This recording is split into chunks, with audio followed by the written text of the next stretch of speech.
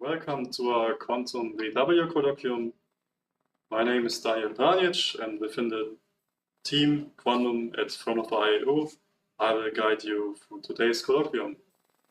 Last year, Quantum BW was kicked off as the state initiative for quantum activities in Baden-Württemberg to pool all these competencies and to create an overarching umbrella brand that further strengthens these networks and makes them more visible. With this colloquium, we want to further promote the scientific exchange on quantum hardware and algorithmic topics in the field of quantum computing. To present the latest developments in this research area and to promote the idea of co-development of quantum solutions. And today I have the honor of introducing our speaker, Julian Berberich, from the Institute for Systems Theory and Automatic Control at the University of Stuttgart. He is a senior lecturer and has received his PhD in mechanical engineering in 2022, his master's degree in engineering cybernetics in 2018, both from the University of Stuttgart. In 2022, he was visiting research at ETH Zurich in Switzerland, and for his research, he has received various awards, including the 2022 George S. Axelby Outstanding Paper Award, the Best Paper Award at the IEEE International Conference on Quantum Control, Computing and Learning in 2025, and the 2025 IEEE Control Systems Magazine Outstanding Paper Award. His research interests are centered around systems and control theory, with a focus on data-driven methods and applications in quantum computing. Good to have you here, Julian. And yeah. Thank you, Daniel, for the kind introduction, and also thank you very much for the invitation. My pleasure to speak here and to present my research on the robustness of quantum algorithms. Now, you all know that quantum computers promise major advances on different computational topics, computational problems, but current devices are still limited in terms of size, in terms of reliability, due to the noise in particular. So errors really play a crucial challenge. And in my talk, I want to present you a framework for understanding errors in quantum algorithms and for improving their robustness against errors. And first, I'd like to say a few words about techniques for handling errors on quantum computers. So, of course, very popular is quantum error correction, where one uses additional gates and qubits to detect and correct errors. And especially in recent years, there have been really experimental breakthroughs on realizing these kinds of approaches for the first time on hardware.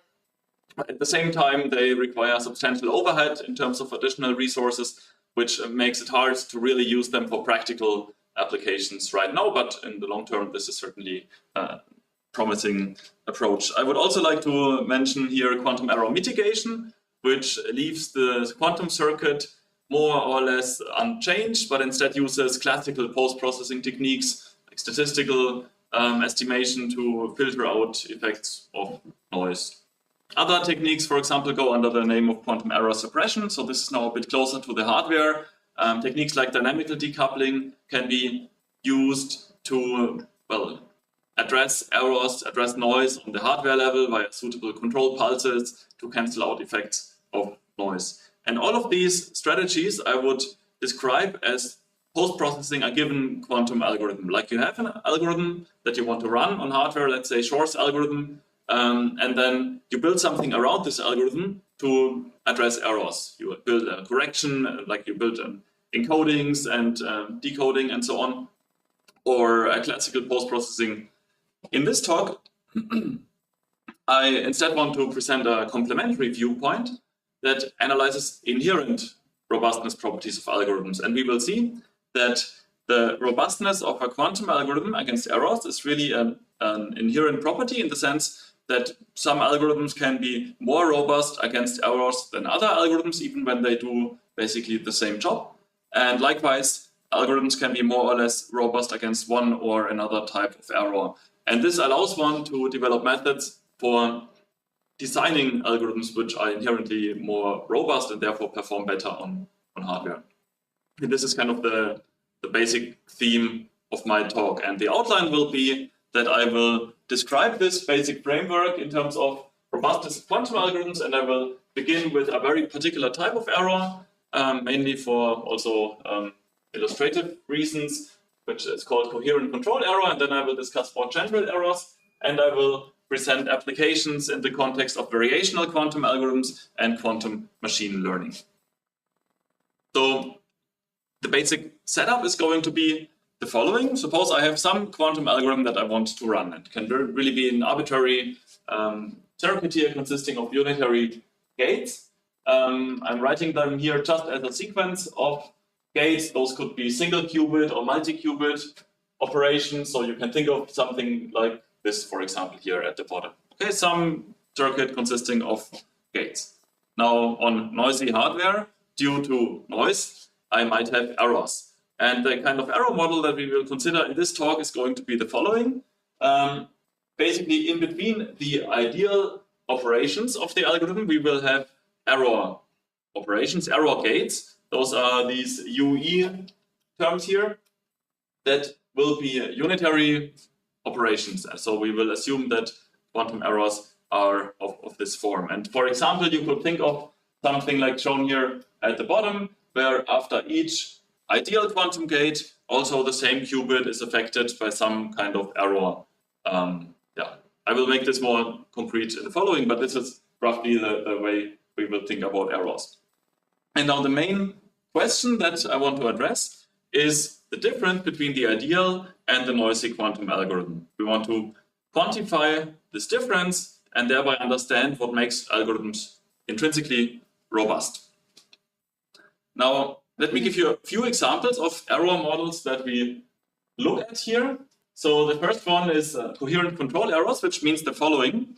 So basically, first on the right-hand side, the block sphere, if I have a single qubit gate that I can, of course, view as a rotation, and then this kind of error is an over or under rotation error that would produce a relative over or under rotation by some amount for the original gate. So the axis would be the same, but the rotation angle would be different. And mathematically, this is shown here on the left. So basically, if I have some ideal gate generated by some Hamiltonian H, the noisy gate would have Hamiltonian multiplied by 1 plus epsilon, where epsilon is now this relative error strength.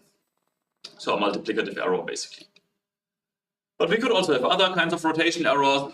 Just to give another example, you could imagine that after every gate, the involved qubits are affected by a Pauli Z rotation, which would be this case here, where, for example, the angles of rotation, they could all be different for the different qubits and gates, but they are assumed to be somehow bounded. So in general, we assume that errors are unitary, but apart from that, they can be independent between different gates and qubits. They could also be time varying.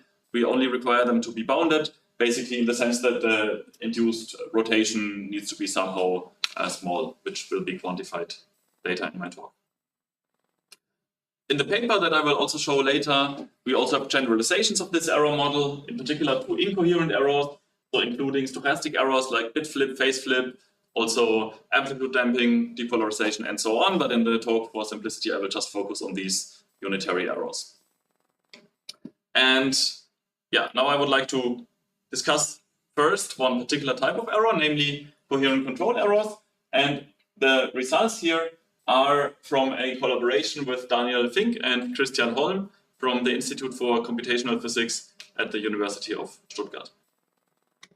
Now again, I have some ideal quantum algorithm consisting of a chain of unitary matrices, can be single or multi-qubit gates. On the other side, I have a noisy algorithm. Now in this case, with a very particular error model, namely where each gate is now this noisy gate with the multiplicative error in the Hamiltonian, so this coherent control error that I just mentioned. And we want to solve now a problem of robustness analysis, which technically means that we want to quantify the fidelity between the two output states of these circuits. So mathematically, we want to find a bound on the fidelity, which is just the absolute value of the inner product between the ideal and the noisy state. So this would be equal to 1 if they are equal, and otherwise it will be smaller. Hence we want to get some lower bound on the fidelity to certify the degree of robustness. And the lower bound, as we will see, will involve the size of the errors in such a term shown here.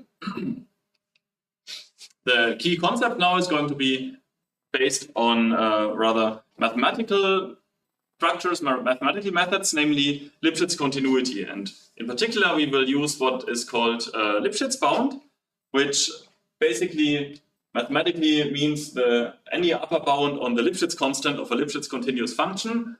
In particular here, if we look at the noisy state psi of epsilon, and I compare it to the noise-free state psi of 0, so this is now the output state of the whole circuit depending on the noise realization, then any such Lipschitz bound would quantify the difference in terms of L times the size of the errors. So basically, a Lipschitz bound quantifies the degree of sensitivity or resilience of the circuit with respect to an error. So smaller Lipschitz bound means more robust. One can show that such a Lipschitz bound can be computed as the sum of norms of all the Hamiltonians appearing in the different gates. So for example, if I have a circuit shown here with 3 qubits and a bunch of gates, and I would like to know what is the Lipschitz bound of this circuit, I just need to sum up the different Hamiltonians generating these gates. And this gives me directly a robustness measure against this type of error. Based on that, one can then show that the fidelity is actually lower bounded in terms of 1 minus the Lipschitz bound squared times the norm of the error squared half. So based on the algorithm and the noise level, one can explicitly write down a fidelity bound to certify a degree of resilience, of robustness against noise. And in particular, what is important here is that this fidelity bound depends on the norm of the Hamiltonians, so it depends on the gates of the algorithm. And this gives rise basically to designing algorithms with inherently improved robustness properties. So the design of the algorithm itself influences its robustness. Even before you start doing error mitigation, error correction, and so on, you can influence robustness properties. And I have a short example for this with only 3 qubit quantum Fourier transform. Later we have also some larger examples. The circuit is shown here on the top right, and we want to compare now the robustness of different transpilations of this algorithm, meaning that we go to, in this case, 5 different native gate sets corresponding to specific hardware platforms, and we compile the original circuit into these gate sets, leading to 5 different circuits in the end. And then we want to compare their robustness, right? So they all have the same input-output behavior. They all do a QFT basically, but they consist of different components and therefore might have different robustness properties against errors. And we want to compute our theoretical robustness measure and simulate the circuit to verify the theory basically. The results you see now on the right. For the 5 different circuits, the gray bars are the Lipschitz bounds. So from left to right, the gray bars, they go down. So from this, you see that according to our theory, the algorithm E is the most robust against this type of error.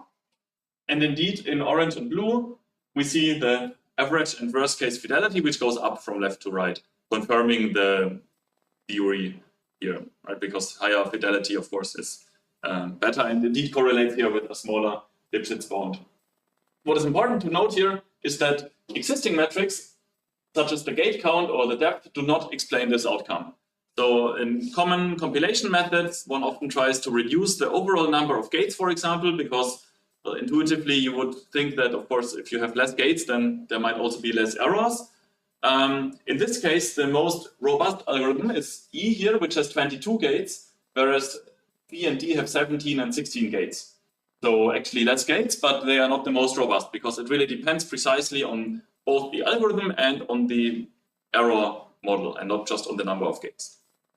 Now our main contribution here is not so much being able now exactly to tell which of these 5 different gate sets works best for the QFT, but rather to have a framework for even tackling questions like this in the first place. So for an arbitrary unitary quantum algorithm, certifying robustness properties a priori without having to simulate, for example, the circuit. So this was the basic idea now for coherent control errors. And next I would like to go one step further and generalize this to further types of errors and to general unitary errors, basically, what I will do in the talk now. And this is joint work, again, with Christian Holm and also with Tobias Fellner from the Institute for Computational Physics in Stuttgart, and with Robert Cosset from the US, who is at SC Solutions at Princeton University. So again, the basic problem setup is that we have an ideal and a noisy quantum algorithm, and we want to quantify how they differ. And the noisy quantum algorithm now contains error operations here, UE, that in this case now can really be arbitrary unitary errors. So previously we had in more detail now the coherent control errors, these over or under rotations, but now we really say they could be arbitrary rotation errors, single qubit, multi-qubit, as long as they are unitary. And to quantify their difference, we again want to derive a bound on the fidelity between the noisy and the ideal algorithm. This fidelity bound will be again of the form of 1 minus something, and in this function f here, we will have three main ingredients. First, we have the noise level. So clearly, if you have higher noise locally on the gate level, you would expect that also the fidelity decreases for the whole circuit. And the noise level here means basically the norm of the error Hamiltonian, the size of rotation.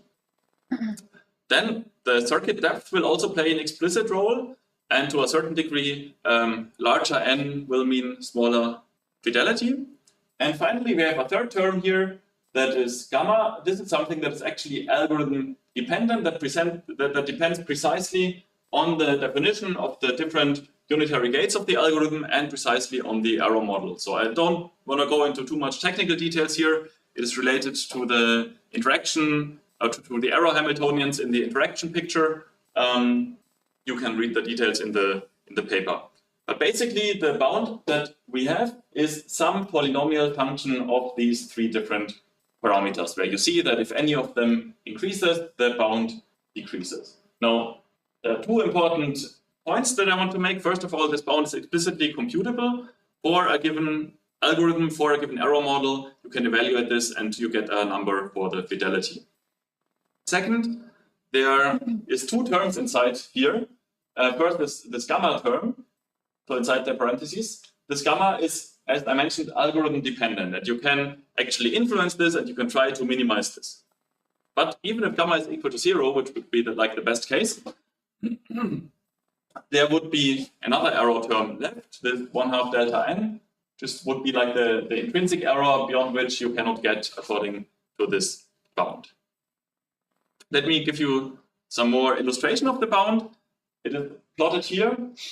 So depending on delta times n, we see here the infidelity according to our theoretical bound. So 1 minus the fidelity, which, okay, if delta times n increases, you would expect that the infidelity also increases.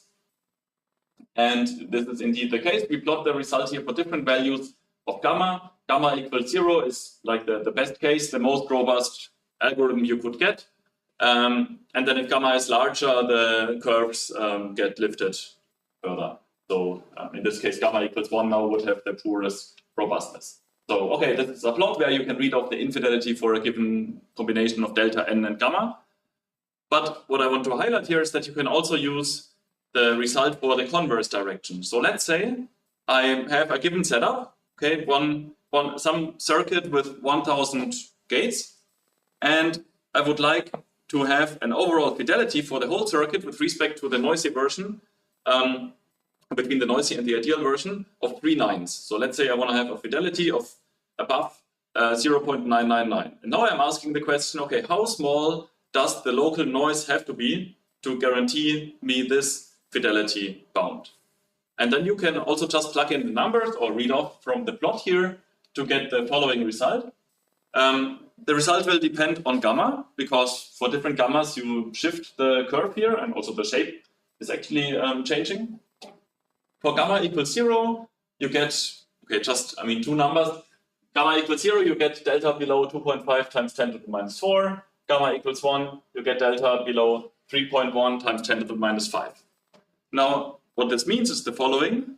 If I have a noisy quantum algorithm and I want to guarantee fidelity above 3/9, then with gamma equals 0, delta needs to be below that value, which is about 8 times higher than the delta that you need to be below for gamma equals 1. So if you do an inherently robust design of the algorithm and you manage, for example, to get gamma to 0 instead of gamma equals 1, you get the same overall fidelity, even with an 8 times higher local noise level. So this is like, for this particular number of gates and fidelity value, this is the potential improvement that you can get from a robustness viewpoint. And then after that, you can still do, of course, error correction methods and other strategies.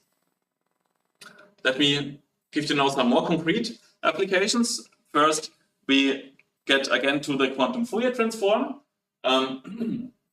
for different transpilations, and we want to compare now this more general analysis method with the previous one that I presented for coherent control errors. And so we first focus now in the following just again on coherent control errors, which were these over or under rotation errors that we looked at previously.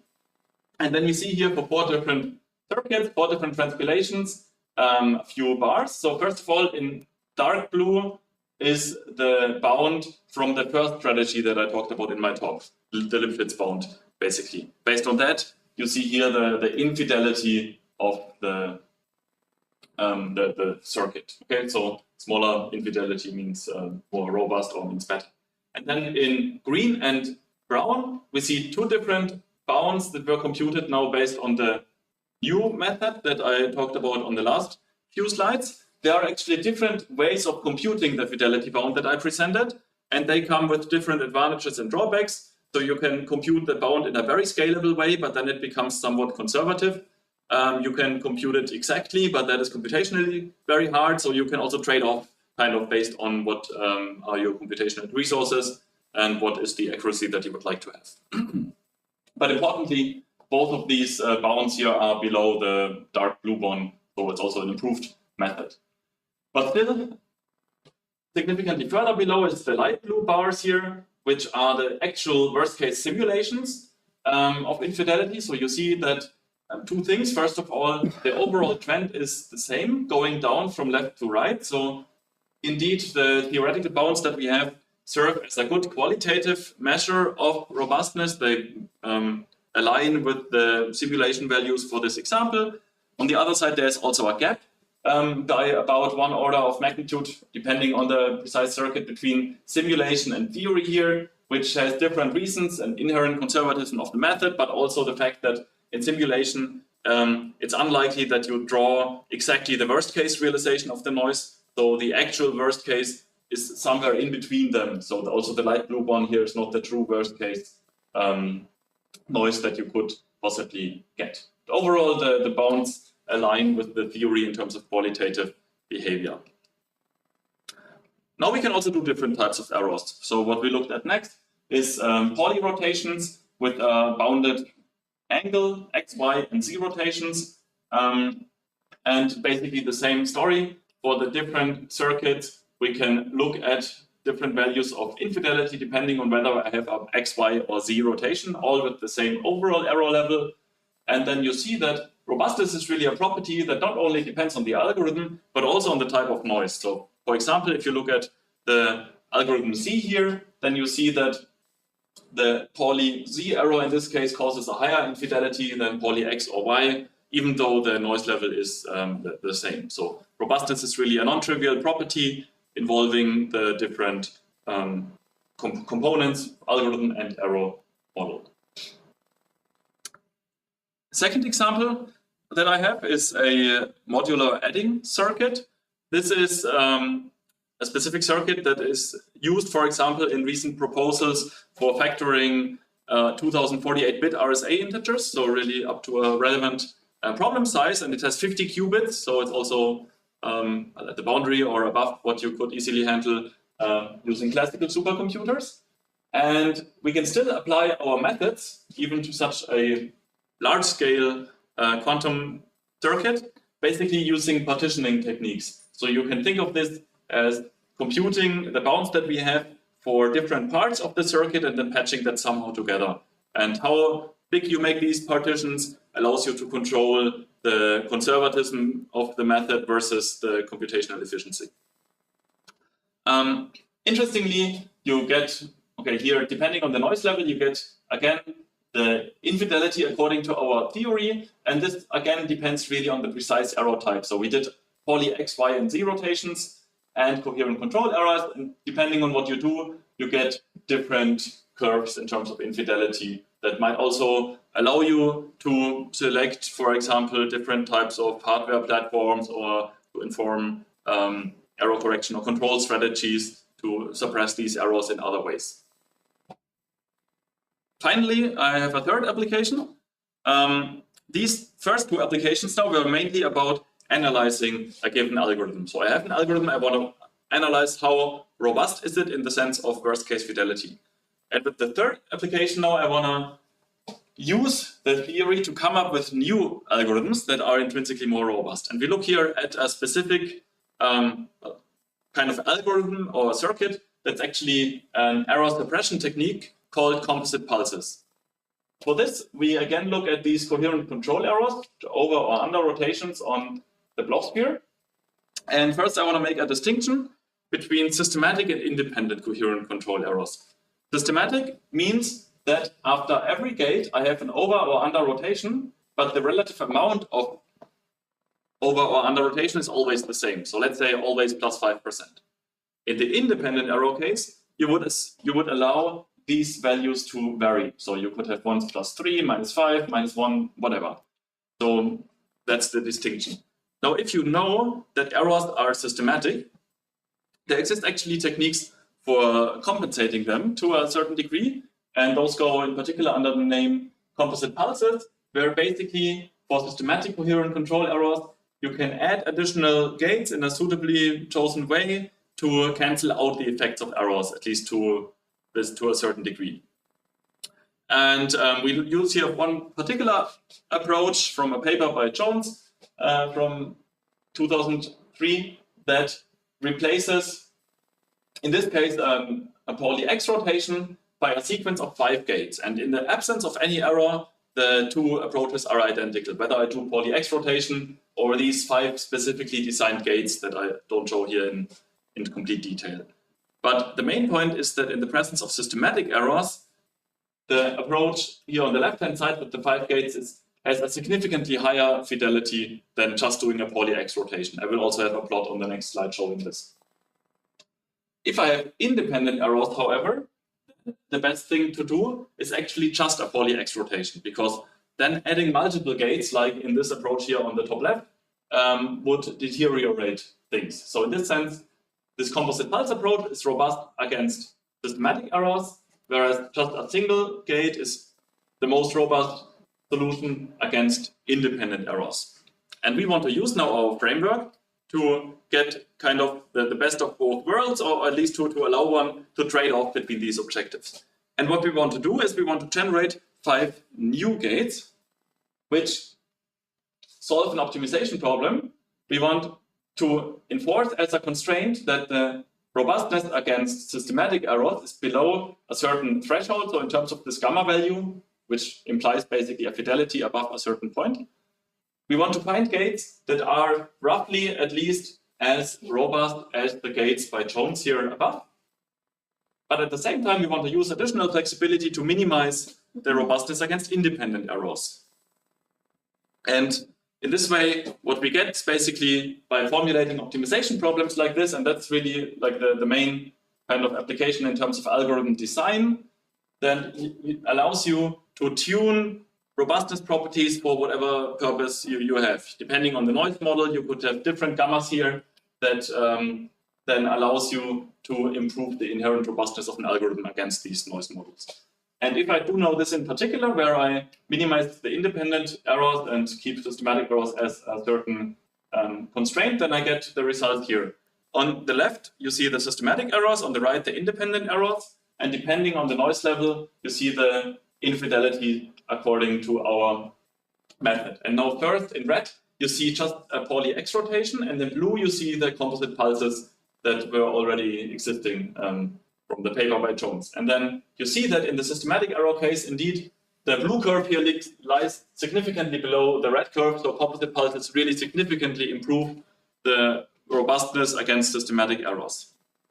But on the right-hand side, you see for independent errors, the best thing to do is the red thing. So the single Pauli X rotation is by about 2 orders of magnitude better than the pulses from the literature. Using our method now, what we get is the black curve, which in the systematic error case has similar performance to the blue curve, because we put that as a constraint in the optimization problem.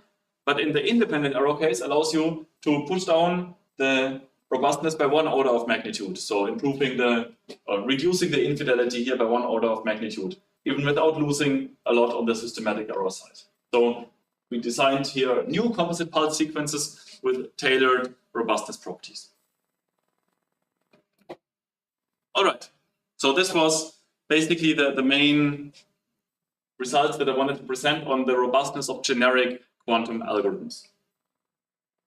And next, I'll show you 2 kind of applications. The first one will be on a particular type of quantum algorithms, namely variational quantum algorithms. And this is the work of my PhD student, Mirko Lenini. Now, variational quantum algorithms rely on parameterized circuits. So I believe they have been also introduced in this colloquium series before, but I'll still introduce shortly the notation that I will use. So we have a parameterized quantum circuit consisting of a sequence of parameterized gates with parameters theta here. And if I run the circuit and I take an expectation value measurement in the end, then this defines a function f of, that I call f of theta here, where I have an expectation value with respect to some observable, depending on the parameterized quantum circuit u of theta. And we want to minimize typically this function f. This is done using common optimization techniques like gradient descent. Now, for VQAs, there are different applications like finding ground states, solving optimization problems, also in machine learning. I will talk about that later in my talk. These variational quantum algorithms are especially interesting for me. So my main background is classical control theory. And this is basically, well, what in control theory we call a feedback loop, where you have dynamical systems that are somehow interconnected, and in this case, interconnected in a feedback structure. And there are all sorts of different questions you can ask and methods you can apply to understand properties of these algorithms, like convergence properties, robustness, and so on. And in the following, I would like to mention in particular robustness properties. Now, for this, let's say I have a VQA, and I have, according to this, a certain set of optimal parameters that we call theta star here.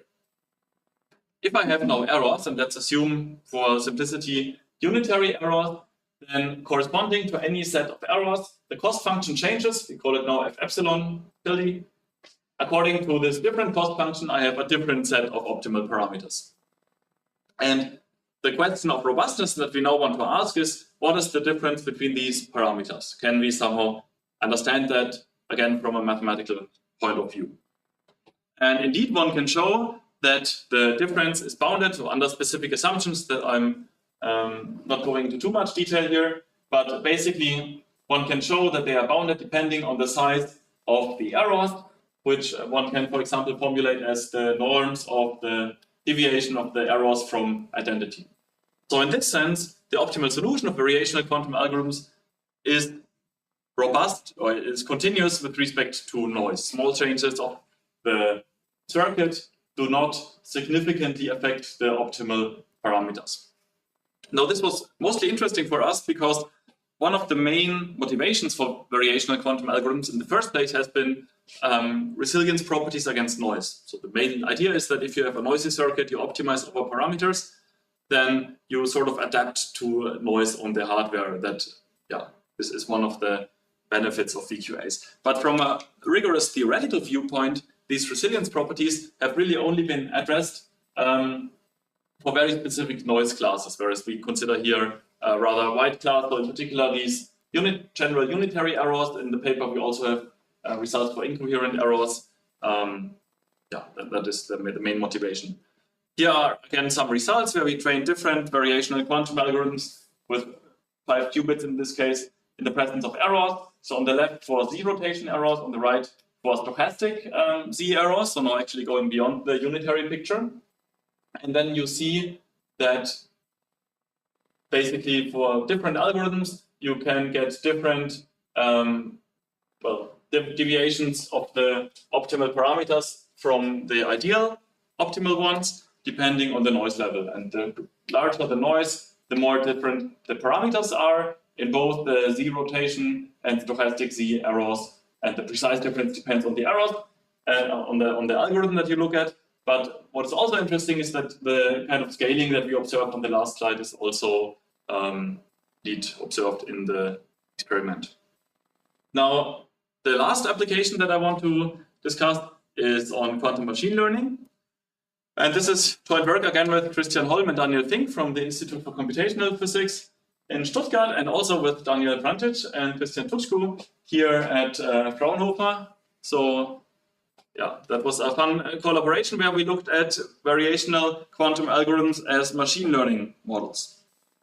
And in particular, what we did is, well, basically a variational quantum algorithm that consists of a chain of parameterized quantum gates, where each of these gates has the form that we see here at the bottom. So it depends on parameters that are optimized in a variational sense. These parameters are Wj and θj, and it depends on data. Data is x here. So if I build such a circuit and in the end I take a measurement, and then the expectation value here is defining a function f theta of x, and this is a function that for a given set of parameters depends on the data and outputs a real number. And what is, of course, a very popular approach in recent years has been using such variational quantum circuits as function approximators, for example, for supervised learning problems, which has different possible benefits, at the same time limitations in terms of trainability and so on. And overall is a really active field of research. The main contribution that we made to this point was, again, robustness properties, and in particular links to generalization via the concept of Lipschitz bound that I introduced already. So one can show that if I look at this model that I introduced, then the Lipschitz bound of this function is given by some formula here that involves the norm of the observable, the parameters Wj and the Hamiltonians Hj. Now, so far throughout of my talk, when I talked about robustness, I always meant robustness against hardware errors. In this case, now we look actually at a slightly different notion of robustness, namely against what is called an adversarial attack. An adversarial attack is a phenomenon that has been well studied in classical machine learning, where a small perturbation is made to the data to deceive a classifier, for example, to cause misclassification. And mathematically, robustness against adversarial attacks can be quantified again using a Lipschitz bound. So basically what I want to know is if I compute f of x plus some small epsilon, and if I compare that to my original f of x, what can be their maximum difference? And if this is very small, it means that the model would be rather robust against an adversarial attack. And by definition, a Lipschitz bound provides exactly such an upper bound. Small Lipschitz bound means high robustness. Using this insight, one can then define also training strategies for improving, again, robustness of models. We look here now at a supervised learning setup where we have some loss function and some data with which we want to fit our model by solving a training problem shown here. And now this Lipschitz bound on top gives rise to a regularization strategy that minimizes additionally the norms of the weights Wj. So these are trainable parameters, so they can be optimized in the training scheme and therefore can be used to improve the robustness properties. Short example to show how this works. Toy model for basically a 2D classification problem where data points are either inside or outside of the circle, and that determines the two different classes. And we run a particular quantum circuit shown here at the bottom with 3 qubits. Now the results you see here for different types of models, we plot, depending on the noise level, the worst case test accuracy. So what this means is we draw some test data points and we perturb them by noise to get this kind of effect of adversarial attacks on the accuracy. And we do this for 3 different models that are trained with different values of lambda, which was our regularization weight. So if lambda equals 0, we have a common quantum machine learning training strategy, and with lambda non-zero, we have our regularization with a specific weight lambda. And then we see that for all of those approaches, higher noise means smaller test accuracy. So far, so good. If we have high regularization, in this case 0.5, then the Lipschitz bound will be smallest, and therefore the test accuracy will be largest for high noise, but it will also be smallest for small noise because basically the original training loss is not well minimized. But interestingly, if I look at the lambda equals 0.2 curve, I have just some regularization, which gives me benefits for high noise, but also for small noise, it gives me actually better performance than the unregularized case. And this shows that regularization not only improves robustness, but also generalization in the following sense. The original problem was defined just via the circle, and if I train a model without regularization, I get this in the center here as a decision boundary, whereas with some regularization, I get the shape on the right. And you can already see that the right-hand side here looks a lot more like a circle than the one in the center, which already hints at some kind of overfitting phenomenon happening in the center.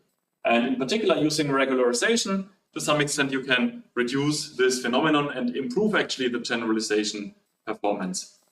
And we have also shown this mathematically in terms of a generalization bound, which quantifies the difference between the expected test errors. This is what you would ideally like to minimize, versus the training error is what you minimize on the given data samples that you have. So the expected test error is defined as the integral, the loss over the data distribution. And this error can be bounded depending again on our Lipschitz bound plus something that decays with the number of data points. And in the numerical results, one sees again these benefits even more pronounced, plotting here the test accuracy for different regularization parameters. And the Lipschitz bound in red goes down if I increase regularization, and the test accuracy indeed goes up with some regularization. So you see an improved generalization performance. If you have too much regularization, it goes down again because then the original loss is not penalized at all. And another interesting insight of our methods is that on encoding strategies of quantum machine learning approaches, what is a very common strategy in the literature is what we call here a fixed encoding, where you have basically the data points x encoded in some unitary b of x.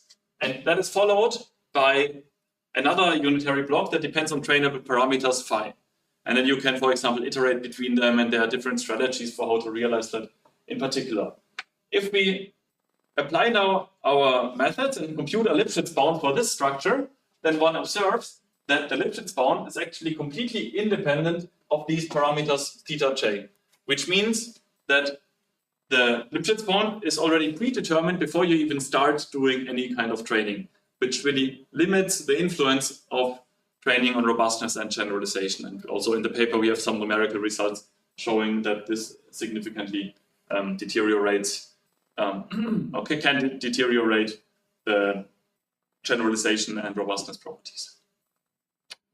Okay, now let me wrap up. I discussed robustness properties of quantum algorithms and how they can be used to understand intrinsic robustness of quantum algorithms against different error classes, how this paves the way for robust design methods that intrinsically improve robustness, and I showed also particular results for specific classes of quantum algorithms. And I talked now mainly about variational quantum algorithms and quantum machine learning. Also in one of our papers that I did not have time now to talk about, the one in the center on the right, we apply similar results to quantum annealing methods.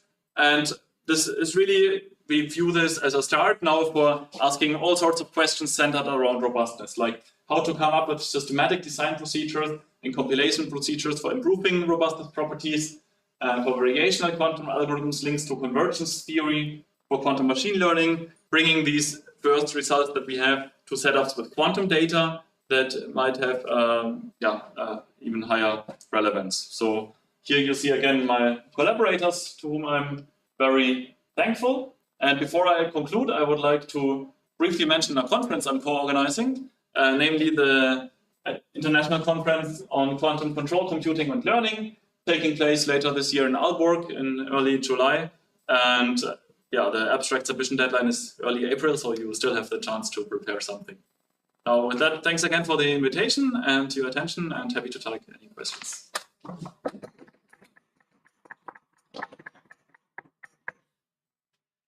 Yeah, thank you so much, Julian, for your presentation.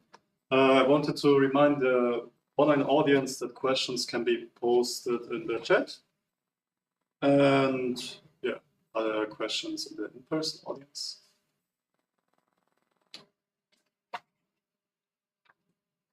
Can you, is there any cost to choosing a more robust version of an algorithm?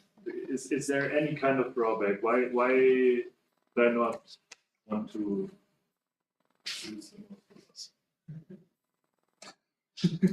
Of course, I mean, there's no pre-lunch, but, well, I would say it depends, right? But the question of determining the most robust algorithm might be non-trivial. But of course, in principle, I mean, if you like in this example that I had for the QFT transpilation, right? If I have different algorithms that all do the same thing, I mean, if you really have a free choice and they all cost you equally well, I mean, this case was also maybe still not a perfect demonstration in the sense that it was also completely different hardware platforms, right? And I mean, whether I want to pick superconducting or in this platform or another, you know, there might be other costs associated, so that might not be the full story. But I would say that there's a lot of room for improvements that might not cost you anything. Maybe I can add to that question from the hardware perspective or from the experimentalist perspective. The noise model is very expensive to find out because you have to measure all the couplings. And also sometimes in those systems, parameters can drift over time.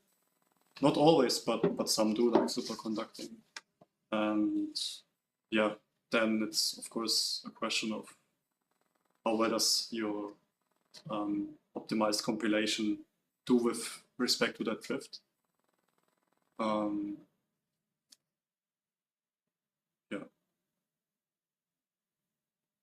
Yeah, good point. Thanks for mentioning that. Though I would like to add that, I mean, the noise model that we take is in a sense flexible, that it's like set-based and allows you also to take into account variations, but of course you can still make wrong modeling assumptions and then it might fail.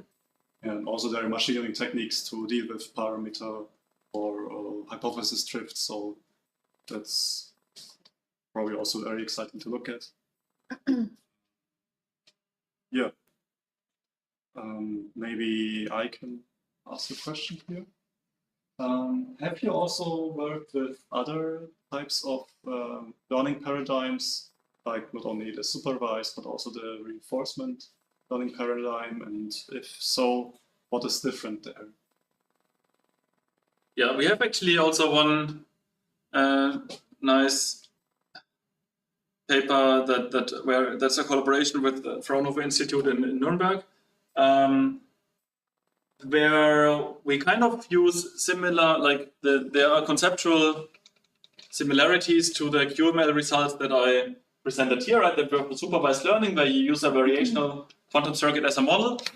And there have also been proposals for using such circuits in the context of reinforcement learning. And there are also very interesting questions, like robustness questions like this can be asked there too, but also questions of, for example, stability of the environment being controlled by some agent. And one can also pose regularization strategies there. So I would say the findings in this sense are somewhat similar to what we have found in the supervised learning setup, although in the details, of course, some differences exist. Okay, how about the online audience?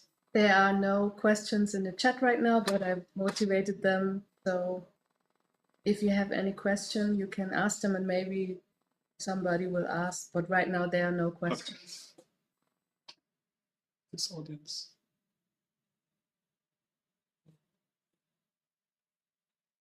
Okay, maybe one final question. You mentioned your paper on quantum annealing schedules. Maybe you can give a little insights into what you found there. Yeah. So the basic, like in quantum annealing, you have everything that we did here was gate-based, right? And in quantum annealing, you have like a continuous quantum system, or a quantum system evolving continuously in time according to some schedule to find ground states. And roughly speaking, everything that I presented here on coherent control errors translates directly to the annealing setup as well. But there are some important technicalities that are also really non-trivial, because basically in the annealing case, you have, in the simplest case, what we had is the Schrödinger equation, and then if you have this error model, you cannot just sum up discrete Hamiltonians of different gates, but you need to look at the integral of the Hamiltonian over time, and this will quantify the robustness, basically. So you go from discrete sets to discrete gates to differential equations, which means you need to go from summations to integration, and then one can again ask questions of, okay, how do I design robust annealing schedules via regularization? And what we also found, actually an interesting takeaway, is that if you look at the structure of the optimal annealing schedule, so one can analyze basically the theoretical structure, like for example, whether it's a smooth schedule or whether it's like consisting of fixed components, like that would correspond to a QA or A type. And that if you want to have robustness, then smoothness is actually better. Robustness against this particular type of error, though, that we looked at. That's roughly what we did there.